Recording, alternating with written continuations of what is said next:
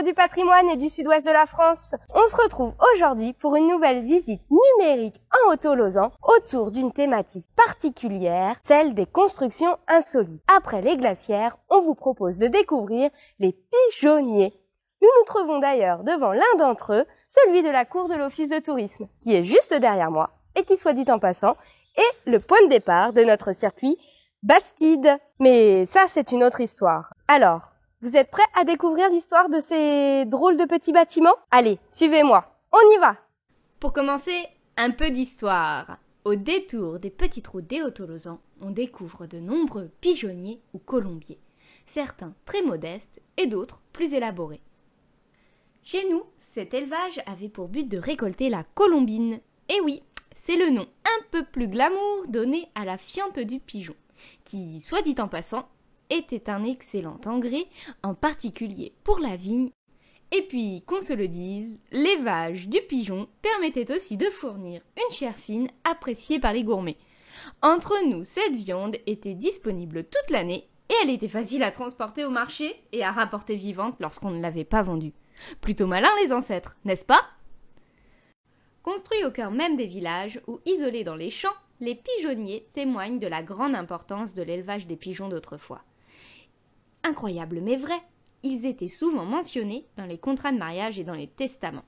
La quantité de colombines produites était alors une vraie richesse. D'ailleurs, pour la petite anecdote, la dot pouvait être composée d'une cargaison de colombines. On dit alors que la mariée au bras de son mari était suivie par un tombereau de colombines. Ça donne envie, n'est-ce pas? L'élevage décroît au XIXe siècle en raison de l'exode rural et du développement des engrais chimiques qui petit à petit fait disparaître l'utilisation de la colombine. Pendant la Seconde Guerre mondiale, les Allemands interdisent carrément l'élevage pour éviter le dressage des pigeons messagers. Après 1945, l'exode rural entraîne le déclin des pigeonniers. Et voilà pour cette petite mise au point historique. Nous allons parler maintenant architecture. On ne compte pas moins de 6 sortes de pigeonniers différents dans le Midi toulousain. Du plus majestueux au plus modeste, vous allez voir qu'un grand soin était apporté à la construction des pigeonniers. Ils servaient notamment à montrer l'aisance financière de certains propriétaires.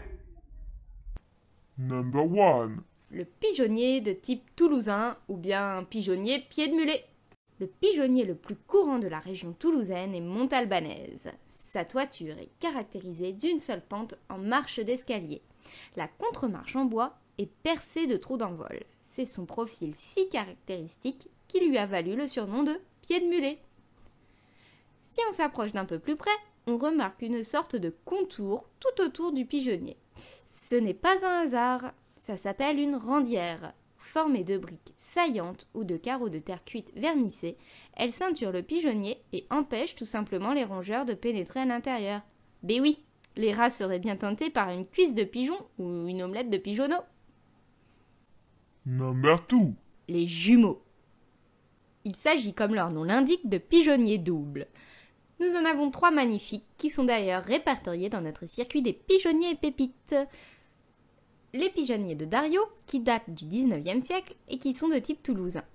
Ils sont attenants à un hangar qui, aujourd'hui, est transformé en habitation. Il y a aussi ceux de la Montaise, avec des trous d'envol largement visibles puisqu'ils sont peints en bleu. Et enfin, il y a les majestueux pigeonniers tours de Pouchotte avec leurs escaliers extérieurs, ce qui nous amène au... Number 3. Le pigeonnier tour. De forme carrée ou rectangulaire, il forme, comme son nom l'indique, une tour indépendante ou accolée à un bâtiment. Les toitures peuvent varier. Toiture pyramidale à versant droit, comme ici au couvent des Ursulines, ou toiture à 2 croupes, comme celui de Mélican ou de l'office de tourisme. Ils ont très souvent des lucarnes. C'est la petite fenêtre que vous voyez ici. Elle est aménagée dans la toiture et elle aussi est percée de trous d'envol. Passons maintenant au... Number 4. Le pigeonnier sur arcade. Avec ses belles arches arrondies, l'espace entre les arcades était un lieu d'entreposage du matériel. Celui du château de Lara a été muré, mais il est encore très imposant et sa toiture octogonale est très particulière. Et en plus, il dispose d'un clocheton. C'est la petite construction de base carrée, rectangulaire ou octogonale ici qui est placé au sommet du toit. On retrouve aussi un très bel épi de fêtage digne de châtelain, comme le pigeonnier suivant. Le number 5. Le pigeonnier à coupole. Ici, on vous présente l'ancien pigeonnier du château de Merville. Il est très particulier. Et pour la petite anecdote, c'est mon préféré. Chut, ça reste entre nous. Avec sa toiture en demi-sphère et sa forme circulaire, il date du XVIIIe siècle. Autrefois, il était isolé à l'extrémité du parc du château. Aujourd'hui, il se situe au milieu de propriétés de particuliers. Coiffé d'une toiture en forme de dôme, avec lucarne en fronton et d'un très bel épi de fêtage formé d'une quille ou poinçon, avec 3 boules transpercées. Mais au fait, c'est quoi un épi de fêtage ? À l'origine, sa fonction est très pratique. Il sert à assurer l'étanchéité du sommet de la toiture. Puis, petit à petit, il devient un ornement esthétique. En parlant d'esthétique, cela nous conduit vers notre dernier type de pigeonnier. Le number 6. Le pigeonnier sur colonne. Il s'agit du plus beau des types de pigeonniers. Octogonal, posé sur 8 piliers cylindriques de briques, il est construit dans un domaine noble et coiffé d'un lanternon ou clocheton, comme vous préférez. On dit de celui de Béillard qu'il est l'un des plus beaux du sud-ouest, et aussi l'un des plus anciens de la région, puisqu'il date du XVIIe siècle. La toiture, couverte de tuiles plates, est coiffée d'un lanternon avec des trous d'envol. Rien n'est laissé au hasard. Même le diamètre des trous d'envol des pigeonniers ont été étudiés. 10 cm maximum pour empêcher les rapaces prédateurs de pénétrer à l'intérieur. Nous n'avons pas encore parlé des nids de pigeons. Ils ont un nom, on les appelle les boulins. Ils sont incrustés dans les murs des pigeonniers et positionnés à partir d'1,30 m de hauteur, car en dessous, le mur est lisse pour éviter que les rongeurs ne grimpent. Ils sont fabriqués le plus souvent en osier, comme celui-ci, que nous avons eu la chance de récupérer pour l'occasion. C'est assez rare, croyez-moi, car ils sont très fragiles.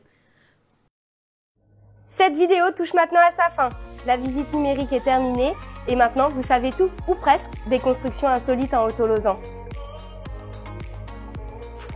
Pour en savoir davantage sur les trésors de patrimoine qui peuplent notre destination, nous invitons à prendre notre circuit découverte Pigeonniers et Pépites. Toutes les infos sont dans la description. Merci à vous encore, nous espérons que ça vous a plu. N'hésitez pas à vous abonner à notre chaîne YouTube juste ici pour ne manquer aucune vidéo sur la destination des Hauts-Tolosan. À bientôt pour d'autres aventures hautes en couleurs.